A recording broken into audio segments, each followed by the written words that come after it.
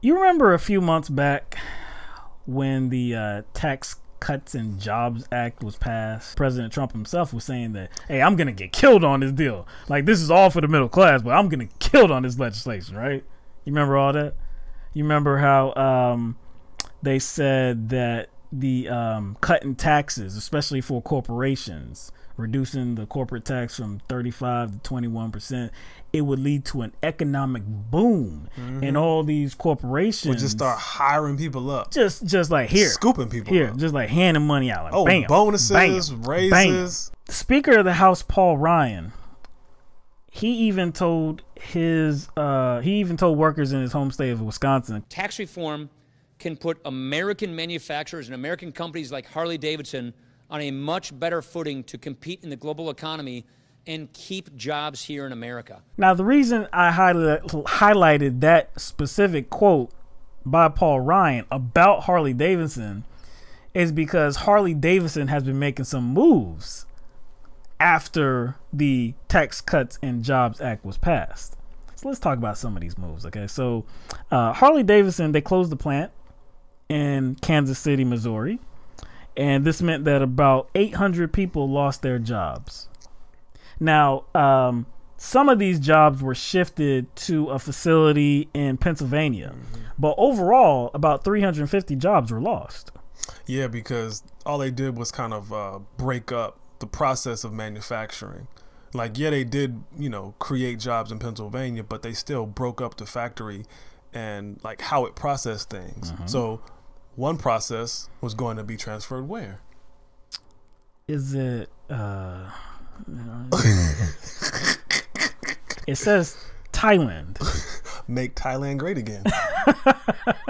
It says Thailand here, but that can't be right because Thailand, Missouri? It has to be because Thailand, Montana. Is there a Thailand in Georgia? Right? There's a Thailand. Well, since the facility they moved the jobs to Pennsylvania, it must be Thailand, Pennsylvania. That's right. But that is not the case.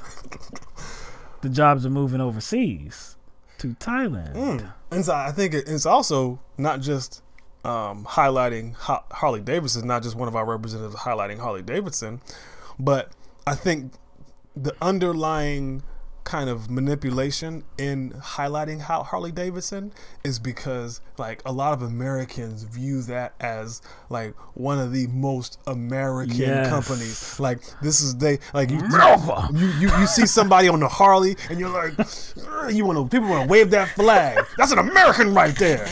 You know what I'm saying? That's right. So it should be all about like doing what's best for the American economy. I mean, you're an American company, you wouldn't cut jobs here, right? Especially when you just got a windfall laid on you by the Tax Cuts and Job Act, right?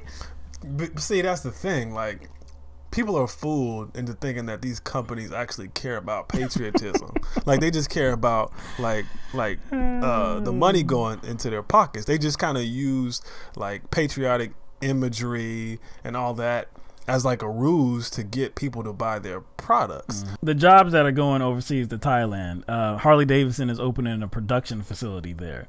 Now, they say it's not about, taking the money and cutting and running.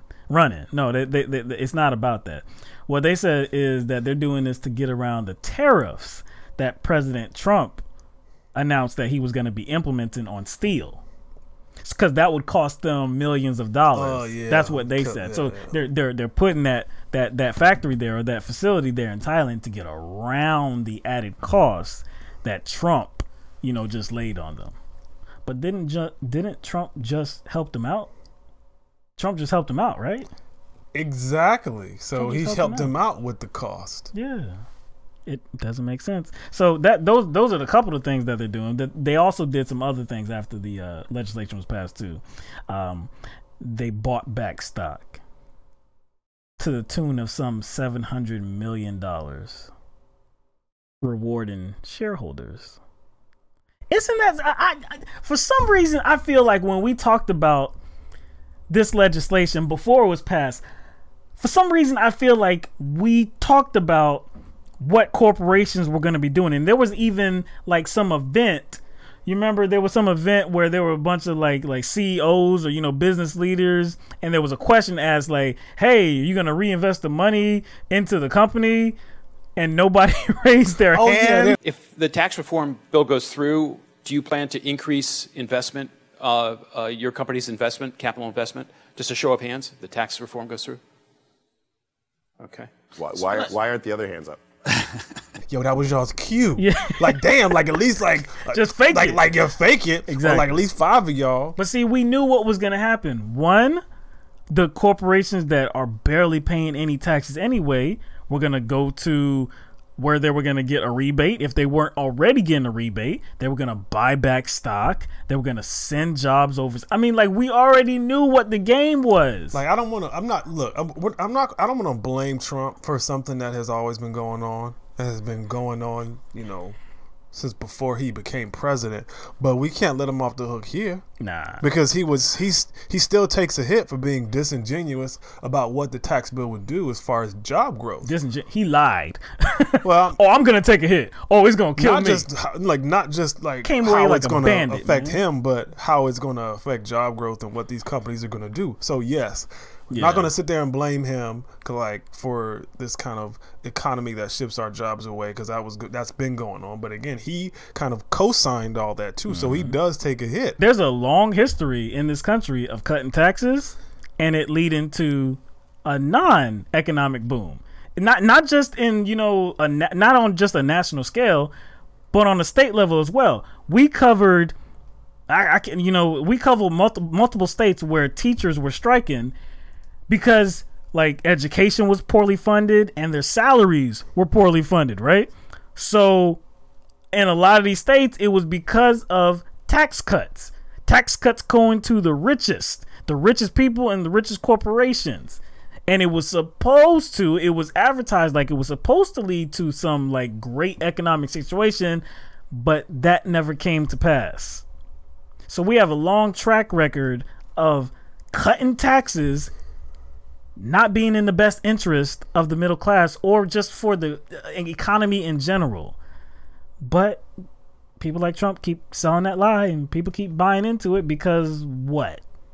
You want to believe him? What? Because he believes in building the wall? Because he believes in America first. Because he believes that, or he tries to sell this idea that it's the nasty animals that are coming into this country. Because you believe Mexicans are the enemy. Destroying everything. Muslims are, bringing the value of our country down. So because he believes all those things, then I guess you believe that as well. You believe that tax cuts are actually going to lead to a better overall situation for this economy. They must have forgot that their candidates' policies are going to affect them too. You know what I'm saying? Yeah, they're going to affect the rest of us and those who you look down upon, but that same candidate's policy. Yeah, exactly. And what did you say? What did you say? I had it in my mind just a couple minutes ago too. The pain is coming. Yes, exactly. That's exactly what I'm talking about. Actually, the pain is already here. The pain is already here. Oh, but it's gonna get worse. Oh yeah, it's gonna get worse.